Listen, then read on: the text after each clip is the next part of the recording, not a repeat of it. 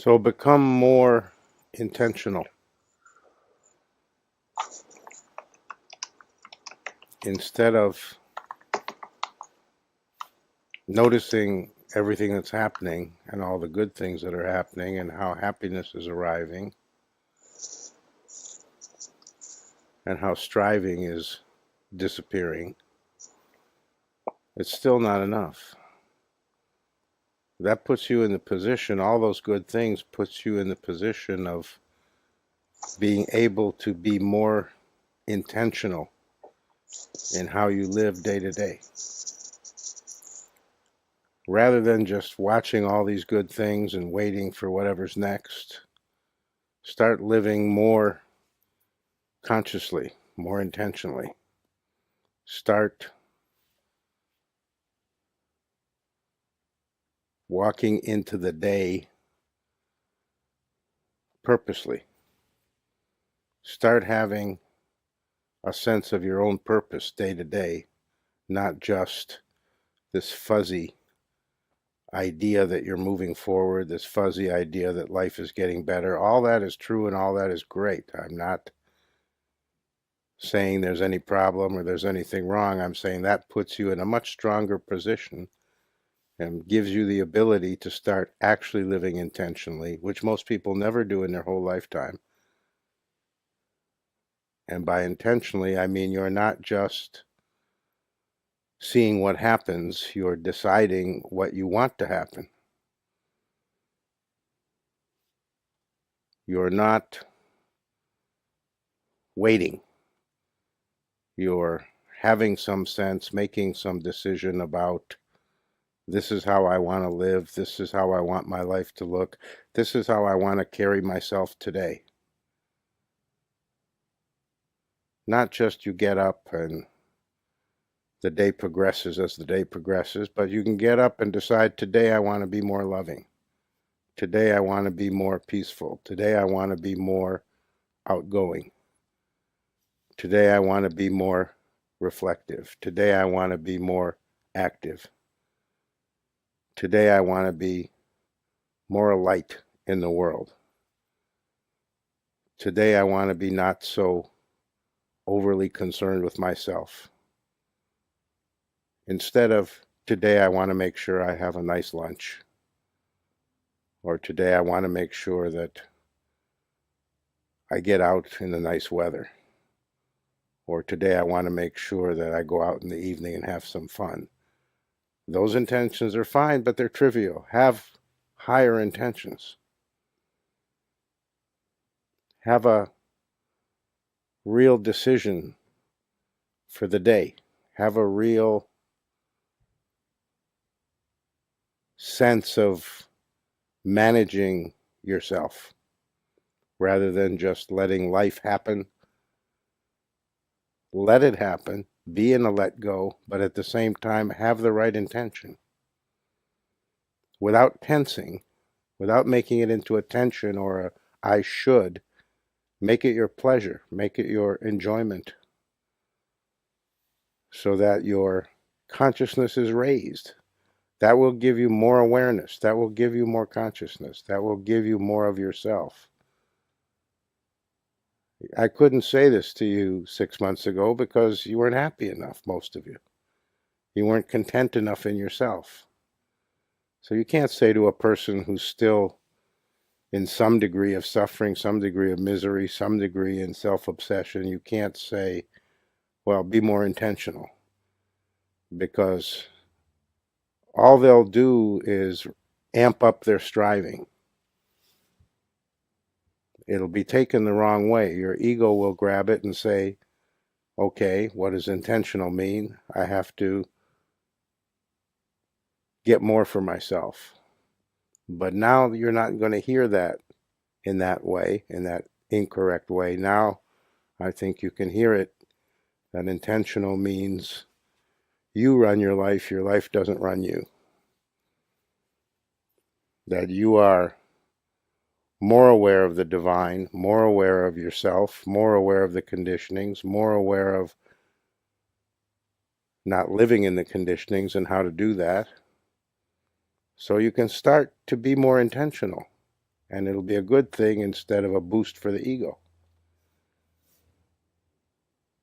So be more inspired and be more healthy, meaning start choosing non-toxic things over toxic things. The hour you were going to spend watching stupid TV, do something better with that hour.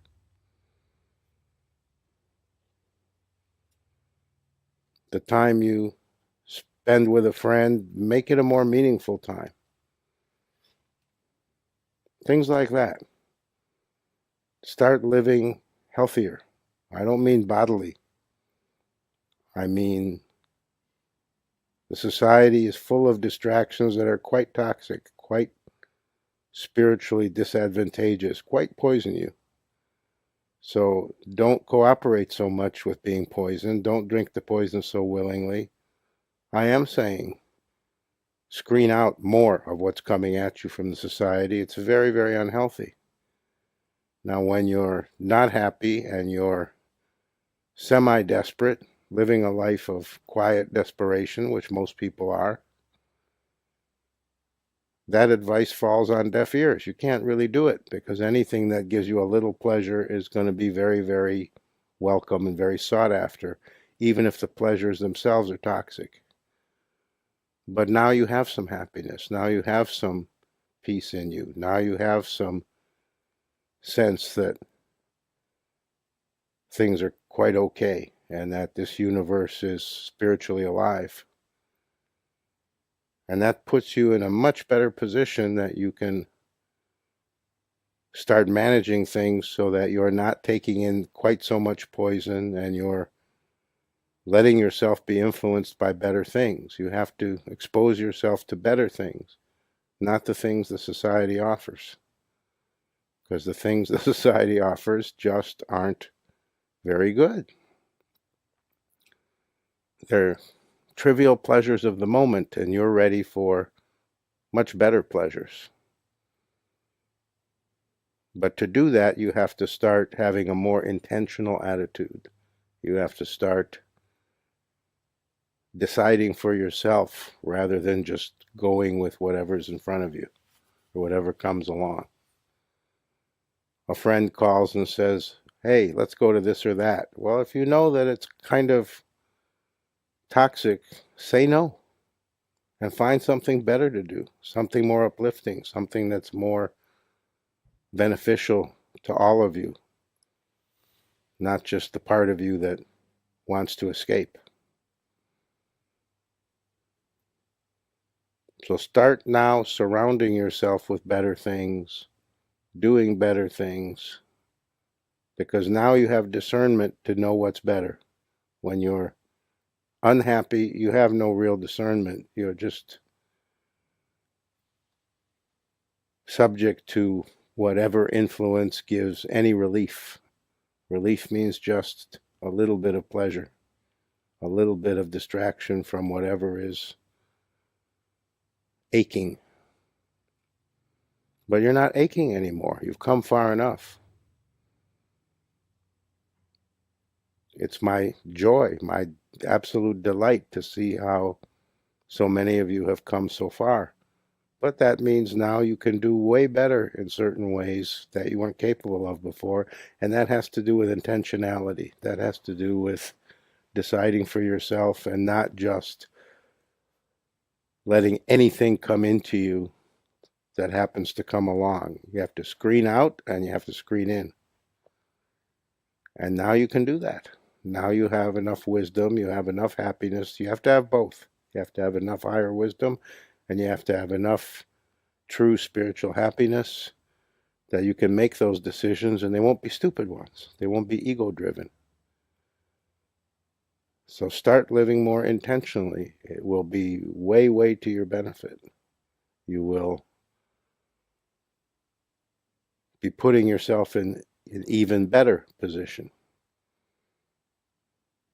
Because when you're no longer letting the poisons wash over you and come into your system, and you're instead inviting better things, things that help you, things that purify you, things that uplift you, things that support you, things that are health conducive, then you're taking the next step of living as a disciple. Then you're taking the next step of spiritual life. After enough happiness is there, the next step is, what are you going to do with it? Well, the first thing is to start living better, to start living more lovingly, to start living more in a manner that isn't just letting yourself be influenced by really, really influences that can only pull you down. So you start not being willing to have stupid conversations with stupid friends. You start looking for better outlets, better sources, better influences in your life on a day-to-day basis. You can't be a passive bystander. You have to have some intention in your day-to-day movings. I'll say it again. When you don't have enough happiness, you can't do that. But when enough happiness is established in you, then you have some power. Then you can do that and be effective in it. And it makes a difference. And then slowly, slowly, as you do that more, get better at it, get more willing to not engage in nonsense that doesn't help anybody. It becomes more normal. It becomes more your habit. You become better at it. And when you become better at it, you do it more willingly. In the beginning, you have to kind of force yourself. But when you're doing it more willingly and it becomes easier, then it becomes your joy to do it. And then it becomes a routine. In other words, it's your routine to choose better. It's your routine to not choose those things that are spiritually destructive as part of your everyday life. And when you're choosing things that are not only not spiritually destructive, but are spiritually enhancing, it makes a huge difference. Then you gradually are just rising in a very, very everyday way. And you become much more able to move. You become much more able to have the right intention for yourself. You become much more able to decide. You become not so hesitant, not so fearful, not so worried about things, not so scared to make a mistake. You move with much greater confidence because you're moving in a better environment. You've created a better environment for yourself. A better outer environment, better outer influences, so that there's a better inner environment. So now you can do that. Before, I couldn't even bring up this subject because the striving would have simply increased in your life by giving you this kind of suggestion. You'd have just used it to become a little more desperate. But now you're not desperate. Now you're relaxed. Now enough of you are content with who and what you are and where you've gotten to, so that now you can actually start moving in a much better way.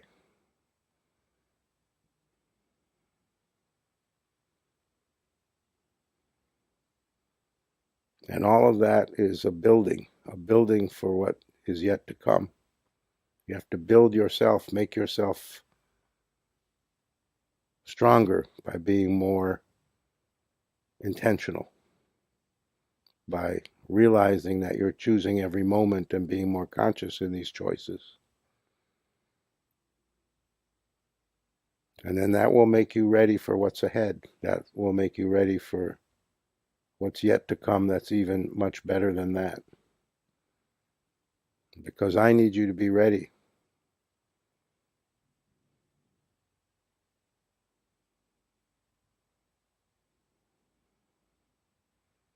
Because at some point I'm going to put out the call. At some point I'm going to say, now we have to do it this way. And at that point, I can't do that until you're ready. At that point, it'll be visible and I can put out the right call, make it better for you, give you the next leg up for the next stage where happiness will seem like, wow, that's the booby prize. But not if you're not ready, not if you haven't started living intentionally, not if you can't engage with the world and come together with each other in a cleaner way, in a way that you're more operating in the right way, so that your real advance in spiritual life has some real meaning. Isn't just everything's better for you, but you have more to bring to the table, more to give, more to share with others, so that your light shines brighter. I'm waiting for you to be ready for me to turn the light up.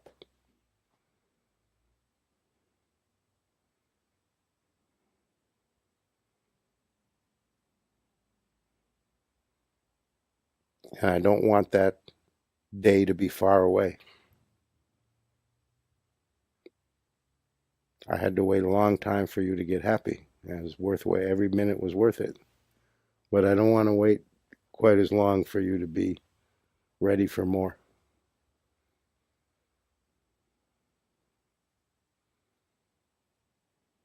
So start having this idea, folding in this new idea, because I've never talked about intention before, about living more intentionally, being more responsible for every moment, what you choose, what you're involved in, and how you conduct yourself, how you respond to things.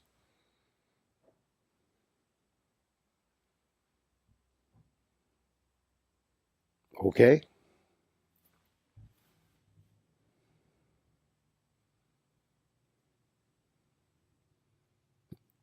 And in the beginning, it'll seem like a chore. If you really implement it, if you really do what I'm suggesting will be good, will help you even more, then in the beginning, it'll seem like a burden. But that's only because it's new. That's only because you haven't really been living with much intentionality.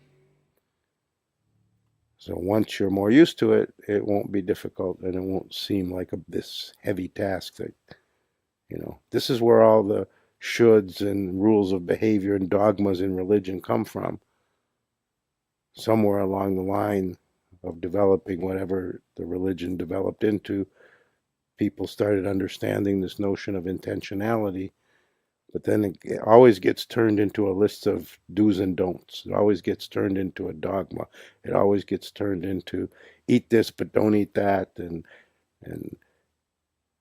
use these words but don't use those words, and treat people this way but never treat them that way. And it becomes unspontaneous. It becomes not an alive thing where you're deciding. It just becomes a set of rules. So I'm not talking about a set of rules. I'm talking about you living more consciously.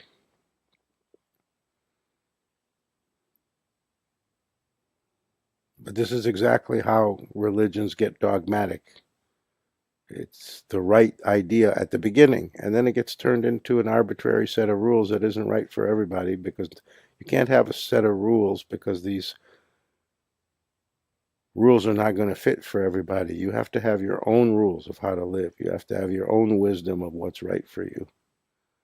And that can't be given to you as a dogma. That'll just become a straitjacket. That'll just keep you from knowing what's right for you, because then you're living by just somebody else's set of rules. So don't turn it in, what I'm saying, don't turn it into a dogma in your own life, just for yourself, of, oh, I should do this, and oh, I did that and I should have done this instead. Don't turn it into self-judgment, self-evaluation, extreme self-monitoring. You've done enough of that. That's for the unhappy person. In a free way, in a happy way, in a willing way, in a way that recognizes that you're promoting your own well-being, That's the way I want you to start experimenting and doing the kind of thing I'm talking about, not in a way of, oh, Premodaya said we have to do this, so then it becomes just another burden, just another thing that you don't do good enough. So you can judge yourself. I don't want you having more excuses to judge yourself.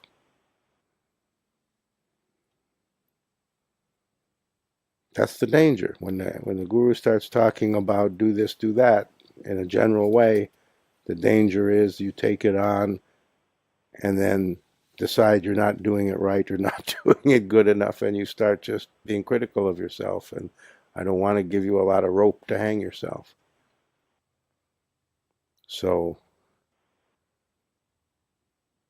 understand that this is something you do in a lighthearted way, in a way of, oh, I can actually do better. I can actually live better. I can actually feel better. I can actually decide for myself rather than this is what I should do.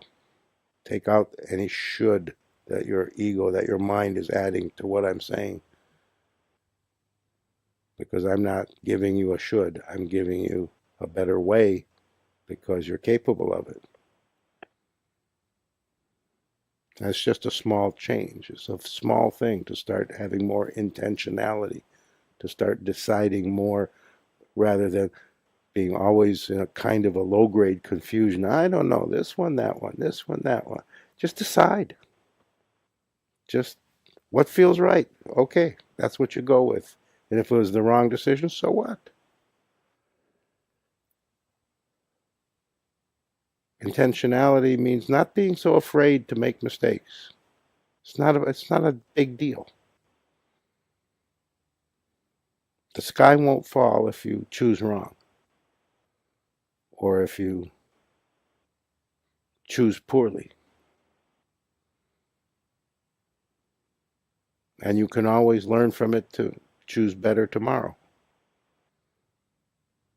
But there are these very, very real pulls toward the toxic that society and the general culture very, very much seduces us all with.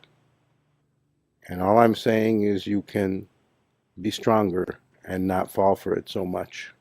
You can decide for yourself what's better and reject what isn't, and bring more into your life and do more what is good for you, and not be so easily seduced by the culture's nonsense, because it's spiritually corrosive. It isn't good for you. And only a happy person, only a person who's already known how things can transform utterly for the better, how life can become more of a joy. Only a person who's experienced that and knows that can start really choosing wisely.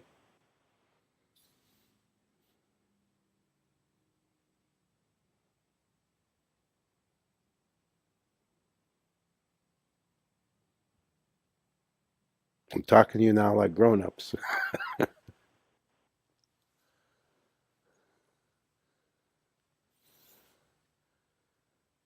I was talking to you like grown-ups before, but a little bit like, hey, you gotta get a little more mature here. You're more like teenagers rather than full grown-ups. But now I can talk to you like full grown-ups.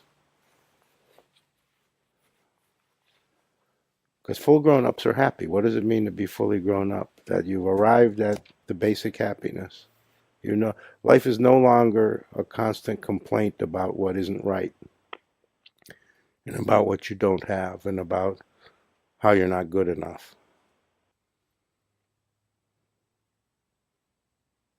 That's the formation stage, the teenager searching for their identity. So now you're grown up enough, you're not simply searching for what's your right identity and can you learn how to do it good enough. Now you're grown up enough that you can relax, you have enough identity. You know enough who you are and what's happened in your life that you actually feel more grown up. You definitely feel more grown up than you did a year ago. And all the evidences are there. So a grown-up lives more intentionally. A grown-up decides for themselves instead of having to be told. A grown-up knows to take a bath. They don't have to be forced like a 6-year-old.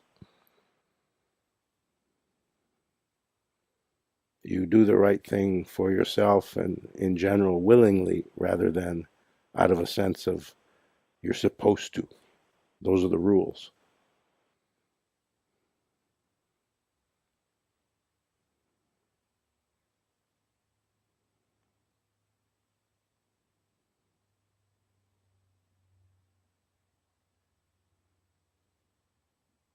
You can wake up every morning and decide what kind of day it's going to be rather than you hope it's a good day. You can wake up and have the intention that today you will be your best self. Today you will move more consciously. Today you will be a little more vigilant to not engage in needless nonsense.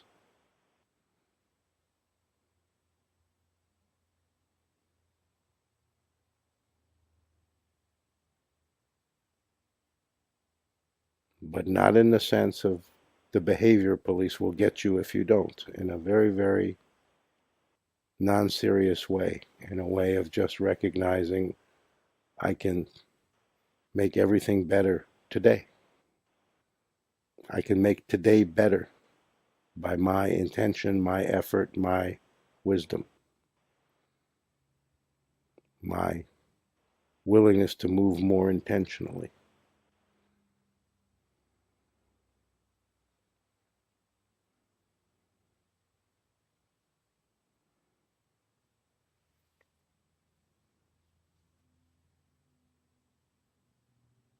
So I'm just following what this lady at the New Zealand Satsang said, that I have to give a lecture. I'm supposed to have all the answers, not ask questions. And you're not supposed to talk. I'm supposed to talk.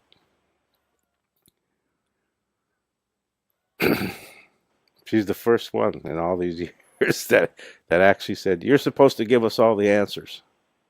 Why aren't you doing that? So I'm giving you the answers now. Because she's right.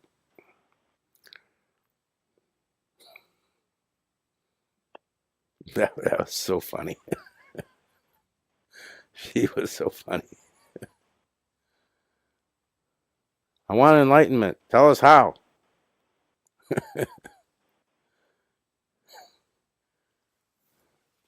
Some of you saw the New Zealand satsang from last night, and you'll remember that lady for a long time.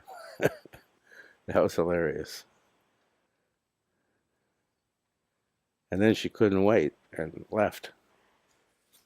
And then the rest of the satsang, I basically answered her, gave her the lecture she wanted, but she wasn't there. And I told her I would, but she didn't believe me, so she left. I told her, just wait a minute. I just have some questions from other people first to answer, and then I'll give you your lecture. But she couldn't wait.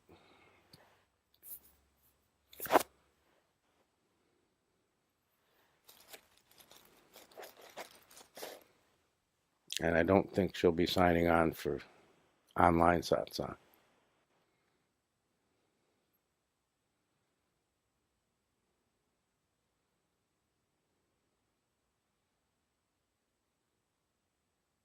So remember it too, and the conventional people in your life, remember that that's their idea of what you're doing. If other people are aware that you're a disciple and you have a guru, remember that their attitude, their lack of understanding of what it all means, results in them just thinking, oh, he gives you all the answers. You're just a robot who can't figure anything out for yourself. You must feel very dumb, so you go to this guy who hypnotizes you and steals your money and whatever else bad he does to you, and pretends to give you the answer, pretends he knows the answers and gives them to you, and you're just an idiot if you fall for this nonsense. Remember, that's what people think you're doing. Don't forget that they don't have a clue what this is all about, and you can't really explain it to them if they don't want to understand it. And they're just going to assume that you're a nitwit who's easily fooled by any con man.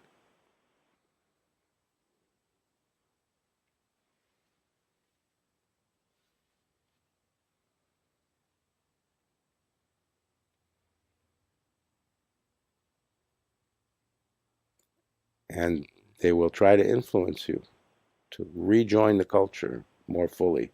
Start engaging in the nonsense more readily. Don't be intentional. Don't be more conscious. Come back with the rest of us desperately striving for any little straw we can get. Because if you're not striving, if you seem more happy, if you seem more peaceful, then what does that say about us?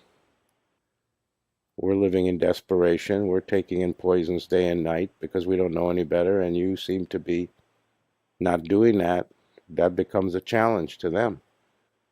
So they have to explain it away. They have to say, oh, well, you must just be a nitwit who's fooling yourself. And you're missing out on all the goodies, you idiot. So come back, be more with us and less in spiritual life, and stop listening to this con man and stop believing in all this spiritual hocus pocus and make more money and buy nicer things so you can have a better life. So when I say these things about remember how the outer culture looks at you, I'm not ragging on the culture, and I'm not saying you have to walk around in judgment from your side of, oh, I'm being unfairly judged. It means be aware that they are trying to influence you. They are trying to bring you back to the herd. That is definitely part of what happens in the life of a disciple is the culture tries to get you back. People don't like that you're living different. And they especially don't like it when they see that you're actually happy. Because they're not. They're truly, no matter how much they insist they're happy and pretend they're happy, you know they're not. You know your parents, your friends, your sisters, your brothers, your coworkers, you know they're not happy. You know it's a fake. And you know it's not a fake in you. You know real happiness is happening. Something substantial, something real, something permanently better is going on, and they will try in subtle ways to destroy it because they can't tolerate that you have it, because they don't have even a vague hope of ever having it. There's kind of a desperation in the way people live when they're culture bound. So they don't want you to have it. If they can't have it, they don't want you to have it. It's a kind of a greed and a kind of a selfishness. Why should you be happy if I can't? They can't share in your happiness. You can share in their happiness. They can't share in yours. So they'll just try to tear you down, and often in very subtle and not conscious ways. They're not against you. They're not trying to make your life worse. It's just how it works, that they try to influence you to be, again, more like them, how you used to be. Yeah, when you were suffering and miserable. So don't fall for it. They have their own motives, and it has to do with their own pain. That old saying, misery loves company. In this, it's true. In the general culture, they want you to be as miserable as they are. But you've moved out of the misery. If you think back, it'll be a little difficult to remember how miserable it felt. But you can remember it. It's good once in a while to look back and remember how life sucked before. And it shows you how much you've moved.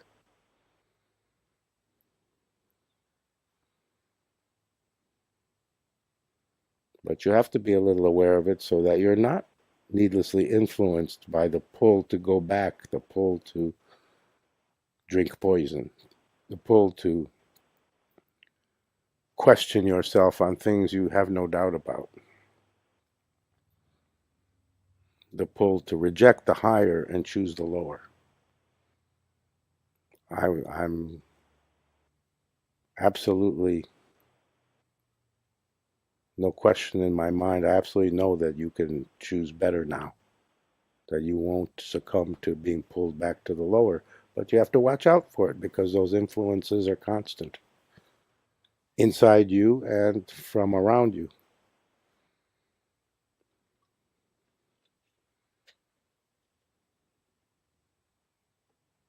So living intentionally means you're not so easily fooled in those ways. You're not pulled back just because somebody's pulling. You're stronger than that. You're more stable in your happiness than that.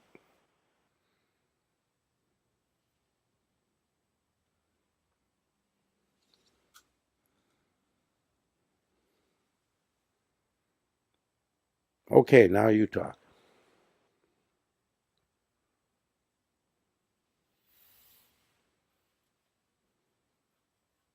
Yes, the young lady in pink. Hold on just a minute.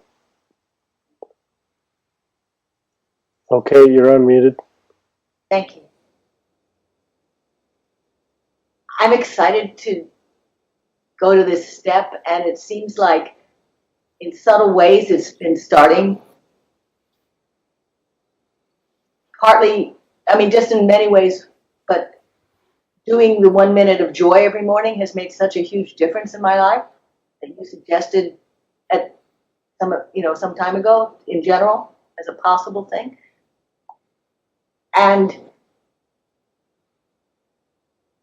I was running or facilitating my spiritual poetry group, and I said the biggest taboo is happiness.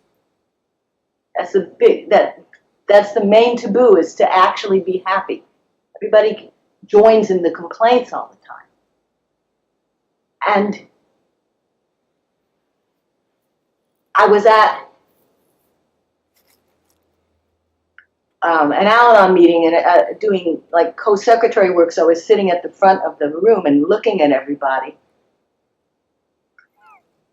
And I felt such a thrill to see the people and a feeling like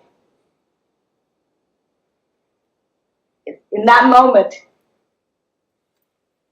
I was doing God's will. And it was like the most thrilling thing in the world. Feel that. And at another group, I was talking about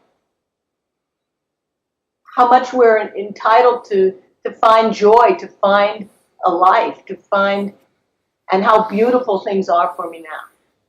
And that it's not about what's going on in some other ways. And it feels so good to be speaking more from what's really going on inside me and to be so much more aware of it.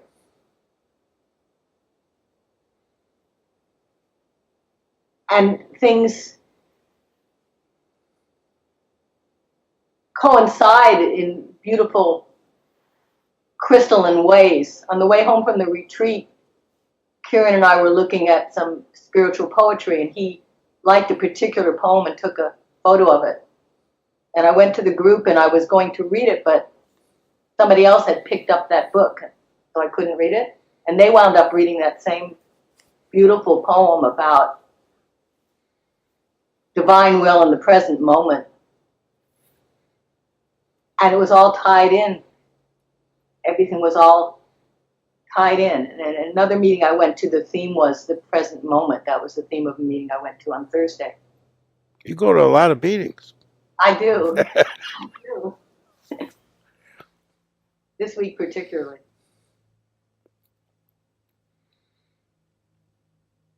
And that's in contrast to your former life where you went to work and then went home and God knows what you were doing. You weren't engaged in life, that's for sure. That's true.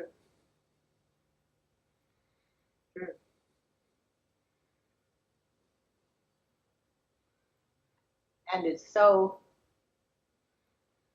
remarkable to have less things interfering with actually being with people, or actually seeing people when I'm talking to them. Just being there. Until you're happy yourself, until you have enough happiness in you for real, you can't hear and see other people. That becomes a smokescreen you walk around in. Your own unhappiness, your own suffering is a smokescreen that clouds your vision. Because when you're happy, then you're relaxed and you can actually hear and see a little bit what you couldn't before. It's not complicated. When you're happy, you're actually willing to listen to someone else. You actually aren't obsessed with yourself as they're speaking, as they're interacting, as you're interacting with them and they're interacting with you. You're not preoccupied with yourself in the same way as you are when you're not happy. Before you were happy. Then your self-obsession, your striving is in the way and really puts up a screen where you can't see clearly. So happiness is necessary partly for that reason. Well, happiness is a spiritual requirement. You have to reach the stage where happiness is normal for you. Not fake happiness, real happiness, spiritual happiness. Because only until then, it's only at that point that you can actually start to see and hear a little bit around you. It's only at that point that when someone is interacting with you and you're interacting with someone, then you can actually be there. Instead of off in some movie in your head.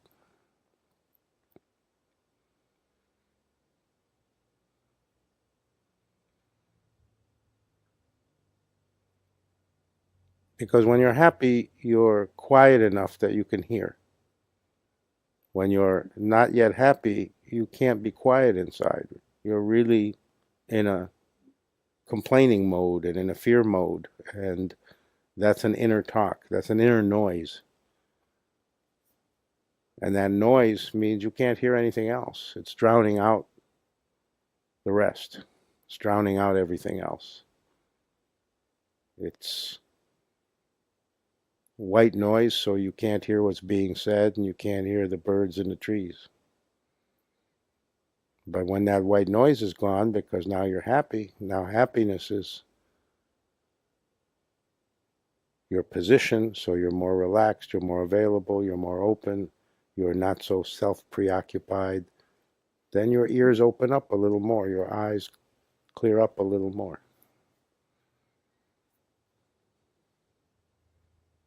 And this whole thing I was just talking about being more intentional, from that, your eyes clear up even more. Your hearing opens up even more. Your awareness fans out even more.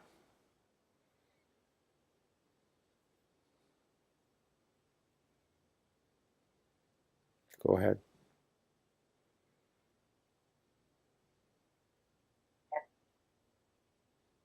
That's all.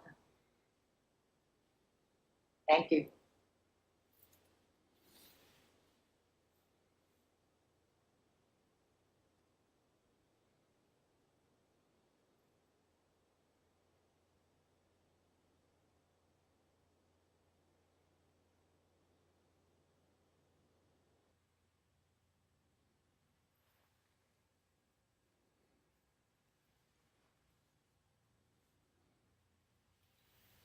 A disciple lives an intentional life, not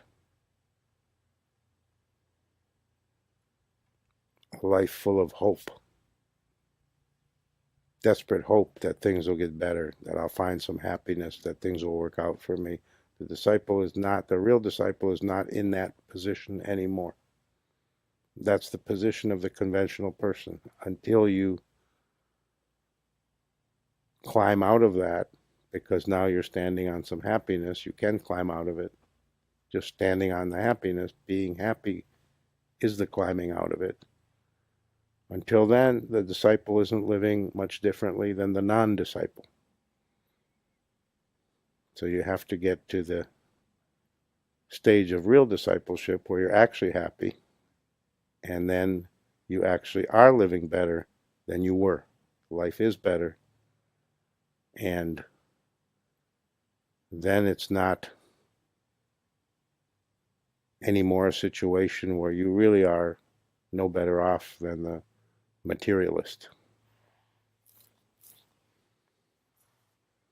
Now you actually are better off. Now you actually are able to see how much is available and how real it is.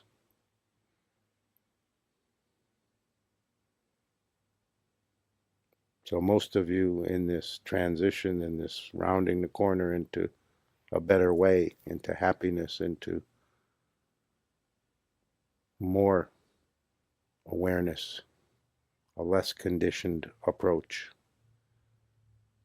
Now you've more entered the real stage of discipleship, where you are not so confused. The beginning stage is confusion.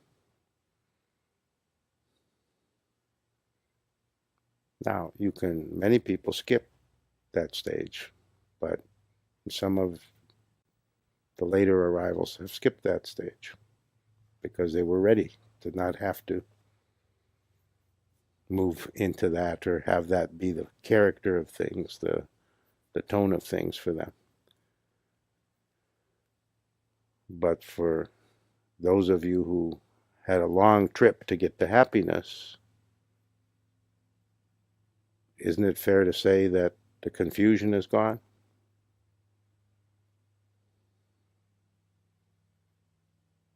So you don't notice it when you're unhappy, when you're not yet established in any kind of real happiness, any kind of real spiritual awareness, any kind of real recognition that the higher is real. The spiritual dimension is very, very real. Until you're more clear in that, there's a kind of a low-grade confusion that you don't even notice. But you move in, this is why I'm saying all this about move intentionally, because that's the antidote to moving in confusion. You're not confused anymore, so you can be more intentional. But you really weren't aware that you were all that confused, because when you're in the middle of it, you don't recognize it as confusion so much. In certain moments you say, oh, I'm confused, but in general, you're not realizing that you're moving in confusion. But now you're not moving in confusion.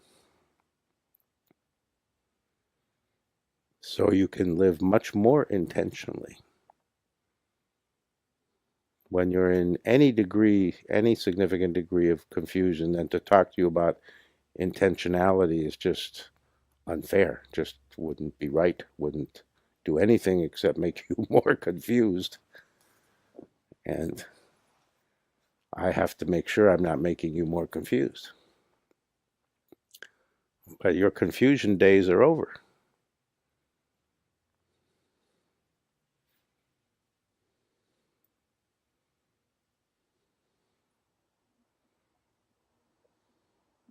Who else? Dabina. So it's just very interesting that you say that, because since discipleship, I feel like the last missing piece is finally in place. It's like my path is, for the first time, very clear to me. It's that I feel like nothing's missing anymore. It feels like the whole picture has come together. I think you were the last missing piece. Good. But then be prepared for the whole puzzle getting thrown out the window. Because when the last missing piece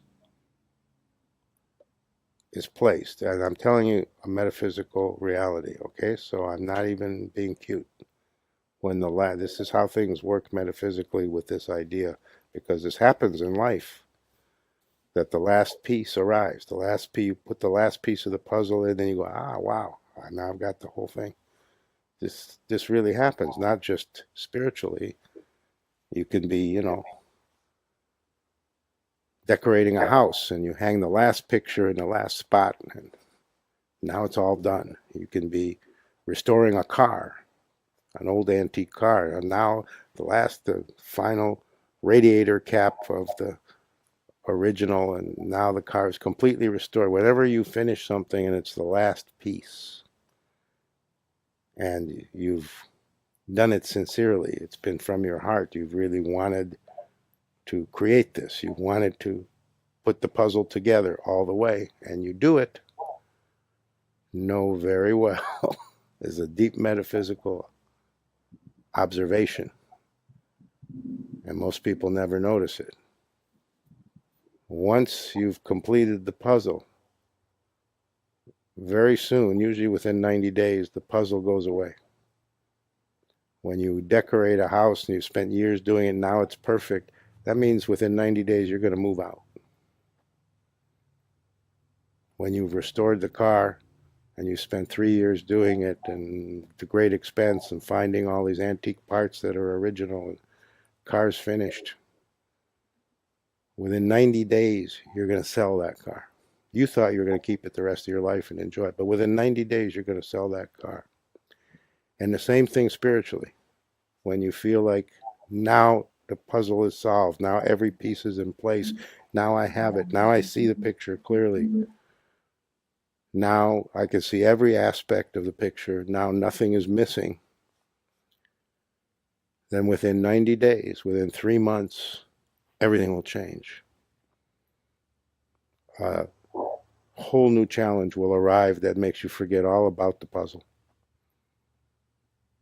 So now you're in big trouble because you finished something, and that means that God has to give you something bigger and better. And for that to happen, for a bigger, better door to open, the smaller, older door has to close. That's why when you finish decorating, you end up moving. You thought you were decorating so you'd live there the rest of your life and enjoy it. You end up moving. When you finish restoring the car, you thought you'd have it the rest of your life and drive around town and really enjoy it. You end up selling it for no particular reason you could figure out. Somebody came along, made an offer you can't refuse. It'd be stupid not to. But life has a way. God has a way. The universe has a way of whenever you really finish, whenever you really put all the pieces of the puzzle together, of saying, okay, I don't want you stuck on that because that's given you something. That's put you in a new position. So now that has to be removed. That has to be taken away from you. The way the child puts down a toy when it grows up, it becomes not interesting in the same way. And now you have to be given something bigger and better. So this feeling of now all the pieces of the puzzle are in place is temporary. And the result, what you can look ahead for so that it doesn't come as a shock, is either something that will seem like a challenge, a bigger challenge will arrive, or a crisis will happen. It's either experienced negatively or positively. If it's experienced positively, then it means an opportunity or a challenge that you feel ready for, but that's bigger than the challenge of putting the puzzle together was. A bigger challenge than the challenge of, I should put this puzzle together, even if the puzzle is your life. And if it's experienced negatively, then it feels like a crisis, like something becomes urgent and I have to decide something, or I have to deal with something comes along in life that's hard to deal with. So I'm not saying be afraid and anticipate, oh my God, what's coming. I'm saying it's a move to the next level, and that's always out of the blue, it seems, but it's not out of the blue at all, because you've completed something. So something new has to arrive, because a real completion always elicits something new, better, higher, bigger as the result. And people don't realize this. They don't realize that completions are important. You have to finish. You've heard me say this to people many times, as you have to finish.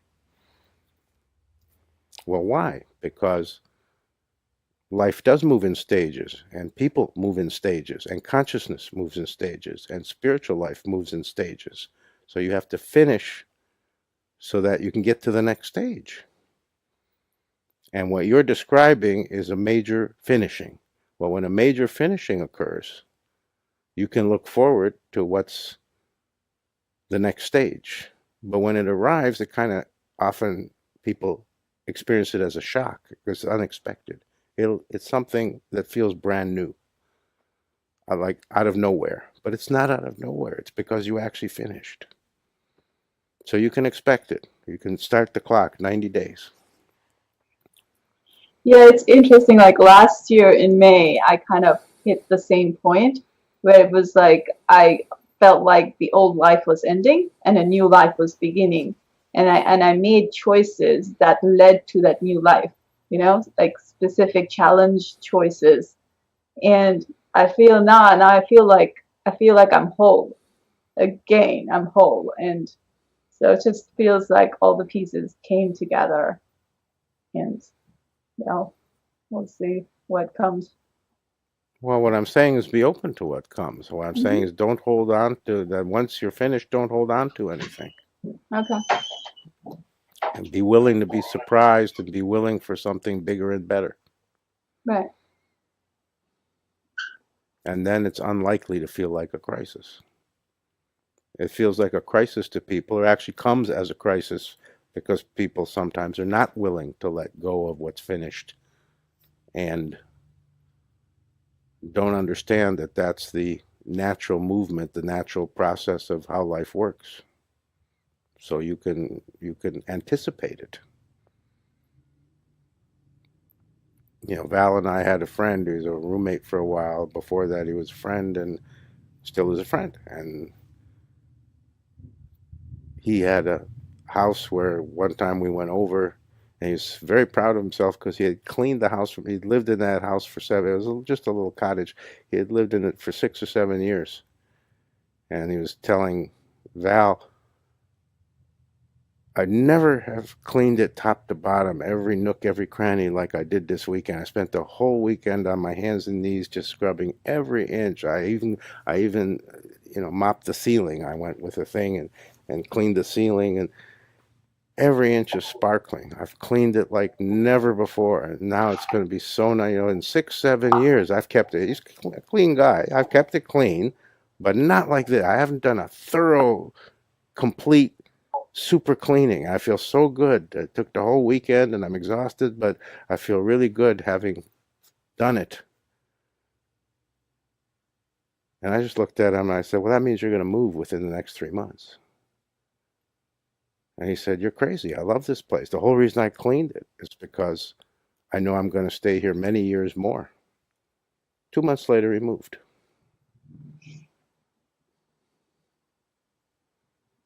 So there's certain ways that life works that you can accurately predict that something's going to change. That wasn't a hard prediction. He didn't like it. He wasn't happy with me that I said you're going to move. But I told him it's guaranteed. And he must have forgotten 2 months later when he moved that I told him he was going to. And he, of course, argued and said, I'm not going to move. I love this place. That's why I spent this effort cleaning it. I said, yeah, I understand. And it means you're going to move.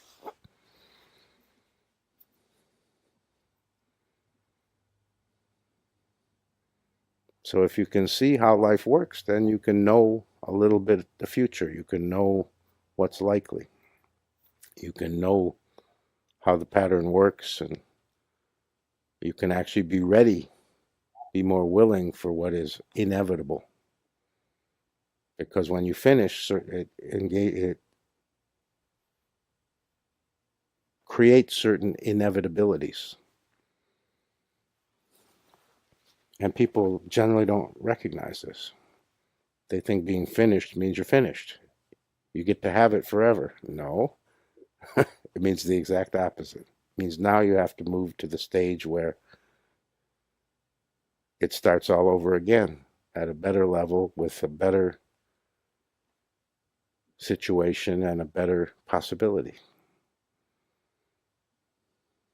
because there's no standing still in life. You can't rest on your laurels. You can't really stop and savor for a long time what you've finished, what you've created, what you've accomplished, because life doesn't allow for that. You get a short time to enjoy it, and then you have to be ready to enjoy something bigger and better.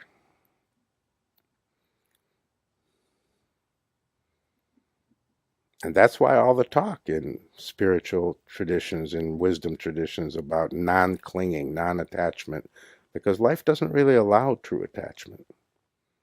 Everything gets taken away soon enough and quick enough that it's foolish to be attached. It's foolish to cling. It's foolish to try to hold on to it and say, well, I spent all this time, I spent all this effort, I want to keep it. All that time and all that effort paid off because now you get to move to something bigger and better. It's actually a good thing. It's actually quite wonderful. It's actually fantastic. But people have the tendency to want to cling to what's already done, what's already accomplished, what's already been invested in, rather than taking their principal and their interest and their dividend and investing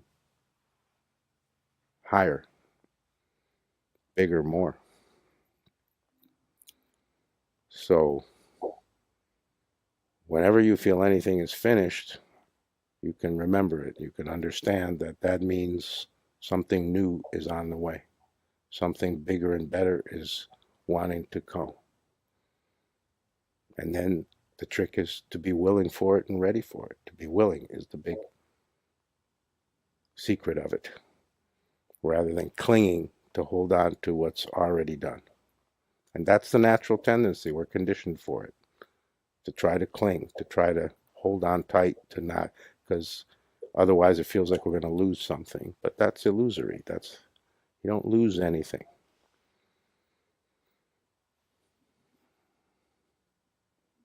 This is also the problem with what's happened for the majority of you. Now that you're at true happiness, there'll be a tendency, a mind tendency, to a little bit try to cling to it, a little bit try to make sure it doesn't go away.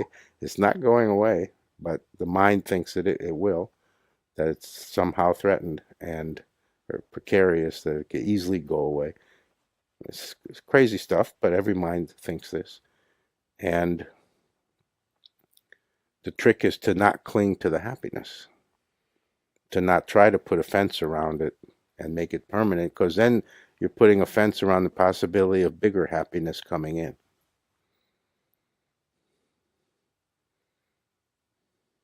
So to enjoy the happiness without clinging to it, but to enjoy the relaxation and the better feeling and the higher awareness without trying to hold on to it somehow so that there's no chance of losing it.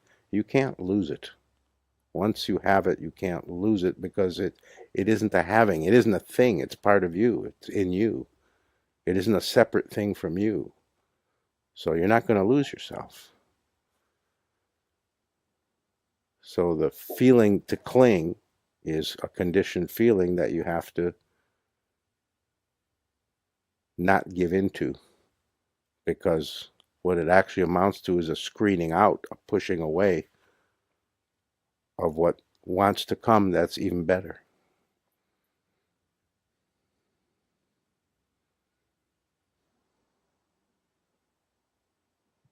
And I have every intention to take you to even bigger, better things now that you've been willing to come to this. So don't prevent me.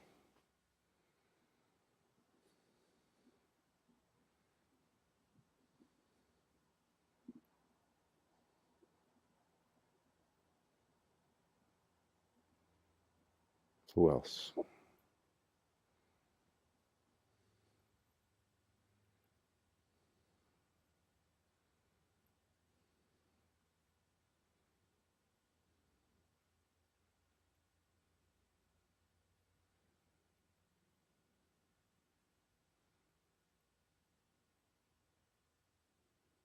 Leave Shanti alone. Stop harassing her. When we got back from Israel after some time had gone by. There was a day or a moment where I felt like, what happened to me in Bethlehem? Where is that? I was occupied with this and that or whatever. I don't remember anymore. And I started to remember the event of being at the manger in Bethlehem. And then it occurred to me that was something that happened. That's not now. What's now is what's inside you. Something is inside you that happened then, but it's inside you now. It's not like a recurring event. And go inside and feel what's there. And it was correct. That's what it was clear by just kind of letting go and looking and feeling. But my mind was telling me, what happened? It's not really there, but it was part of me. And now you're saying about the happiness, and it hasn't had too much sway, but I've definitely had thoughts about that, or thoughts about maybe I better make sure, I'm not in such a good mood today, or something along those lines, and then have to kind of like, that like the river of life is going, and you're not going to be able to grab a hold of it and pull it around, but nonetheless, that doesn't mean you can't try. Yeah. Yeah. So it's very helpful to hear this. And also, I wanted to tell you about that understanding that came later, after some weeks passed after coming back from Israel.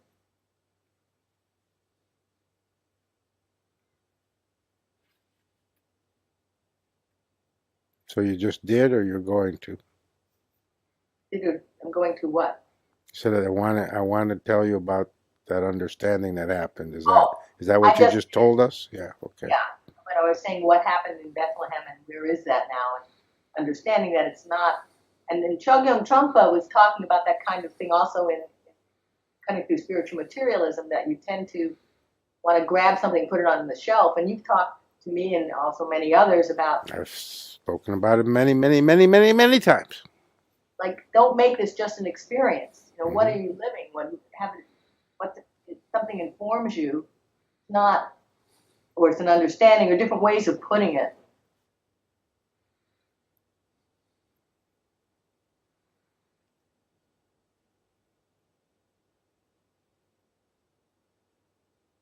And there's a line from Walt Whitman where he says, I find messages from God dropped in the street every day, but I leave them there.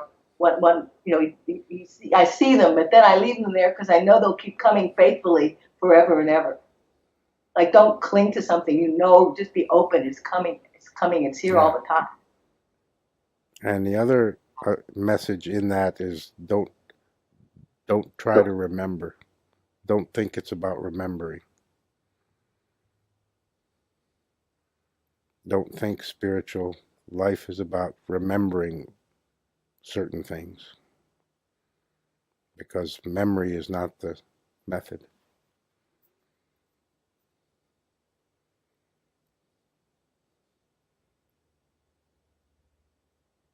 Shanti goes to Bethlehem.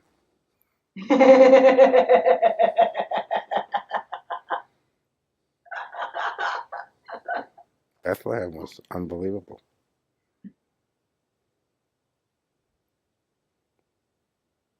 Peace was in the air. Peace is in the air in Bethlehem.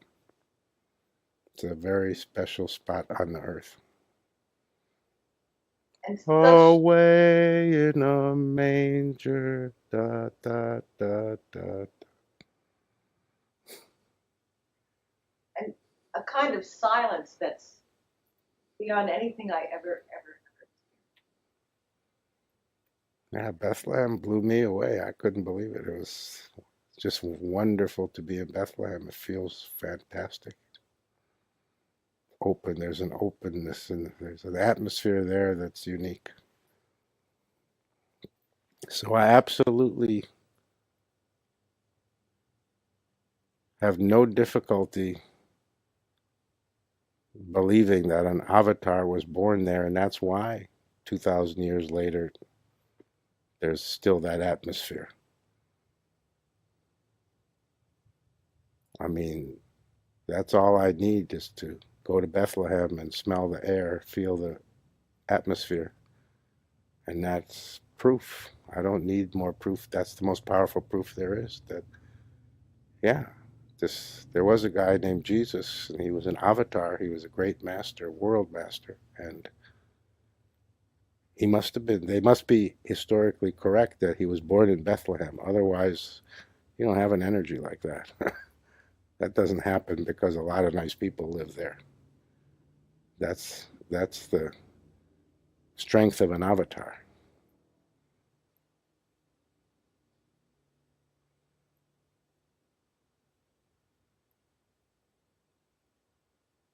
And you know, I'm not into Jesus. I don't give a flying yahoo. But going to the holy places of Christianity absolutely demonstrates to me that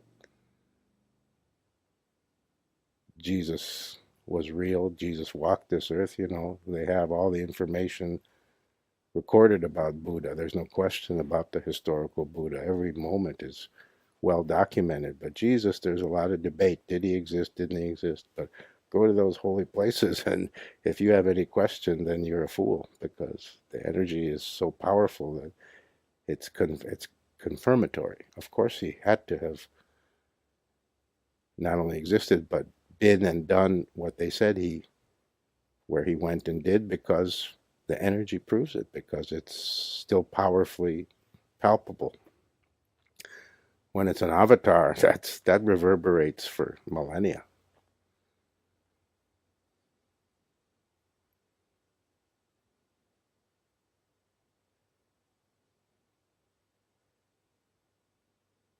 Who knew?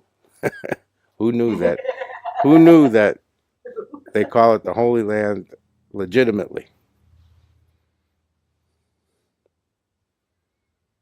That these holy places are so concentrated in one place, and that they're real, and that the power of it is overwhelming, and you can feel it as if Jesus just, was there 5 minutes ago.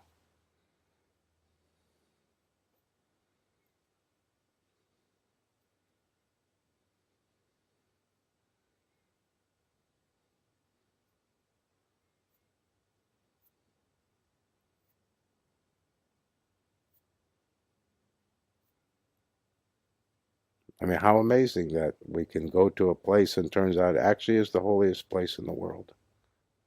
There's no question that those holy sites, all the different holy sites in Israel in general, but most of them are concentrated, most of them are in Jerusalem, so there's no question that Jerusalem is the holiest place in the world. There's no question, because it has the most holy spots that are truly palpably sacred, still full of the real energy of the sacred itself. So many, all close together, because the city isn't that big. It really makes it the holiest place in the world. Hands down. Nothing else can even compete, because it's place after place after place, 5 minutes away, 5 minutes away, another place, 5 minutes away, another. It's unbelievable. I had no idea. I had no idea. The Israel tour, the Holy Land tour, was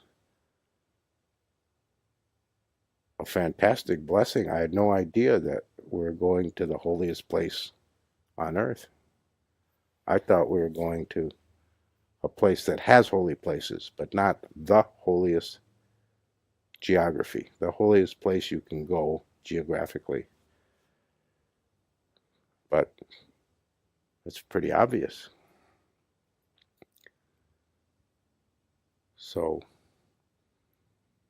we got to go to the holiest place, and I didn't even know I was taking you to the holiest place. I thought I was taking you to a place that has holy places, but I didn't know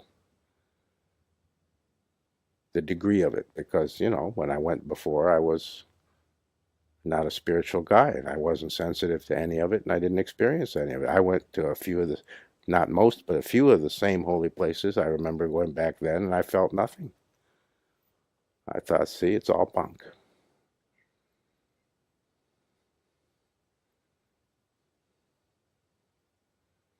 But I know better now.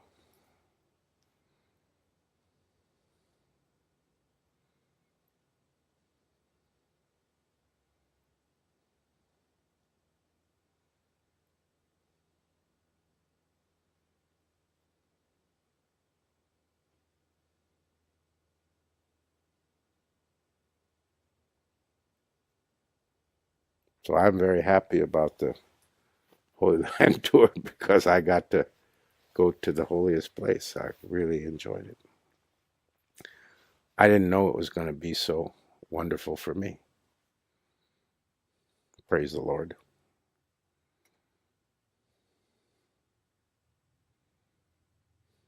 And your company made it even more wonderful. So it wouldn't have been the same without you.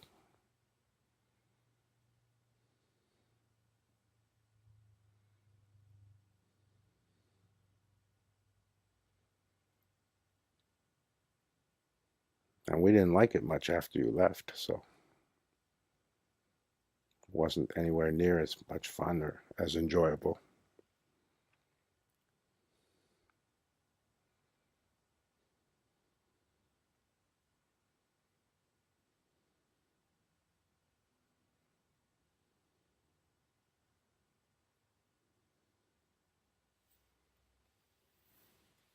Anybody else?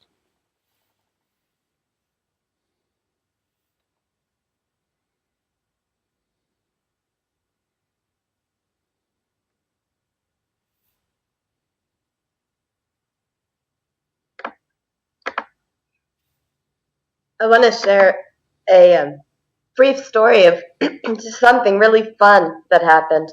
Um, I was at a frame store, and the Osho picture, the big one, is cracking, and so I wanted to get it restored or framed so that it wouldn't fall apart over time. Let it So, fall apart. No, let it fall apart. Get a new one. Don't try to restore that picture. That picture's so old. It's a losing battle. Then in a year you'll have to have it restored again. It's a waste of money and effort. Let it fall apart. That picture is available. Get a new big mounted same picture, but new. That picture's faded and there's no point. I know it's okay, too late. You were already at the store, but but I took the picture. So I took the picture of the frame store, and I have it up there on a. She puts it on an easel so I can look at it. And the guy is like young artist type walks in, and he goes, "Is that Osho?" And I said, "Yes." And he goes, "Oh my gosh, I love that man." And um, and I said, "Well, the reason I have that photo," yeah, and I talked to him and I gave him, Val's name and number and the Premodaya.com website. But I had so much enjoyment. I mean, yeah. it made my whole day.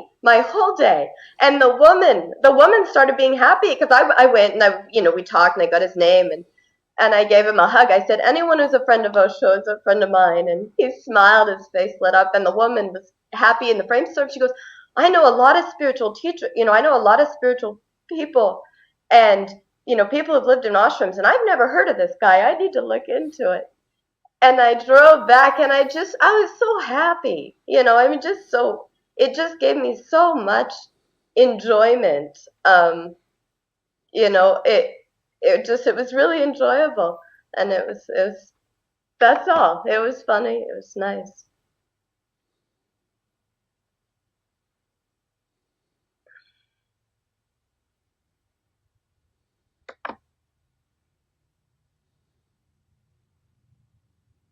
That's the first time that even for a moment I've heard you be truly happy.